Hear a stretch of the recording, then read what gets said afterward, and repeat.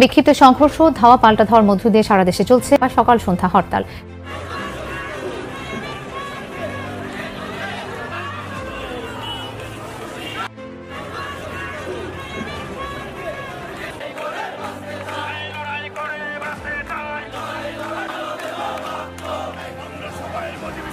এবার হয় এসপার নয় ওসপার, সারা দেশে আওয়ামী লীগের নেতাদের স্মরণকালের হরতাল।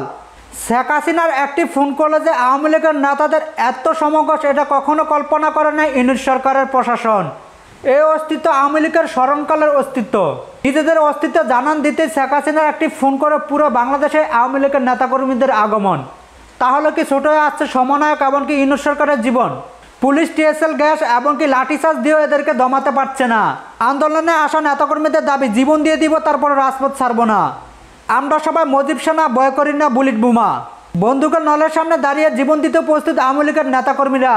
এই জানুয়ারির মধ্যেই প্রধানমন্ত্রী শেখ হাসিনাকে দেশে ফিরানোর আহ্বান।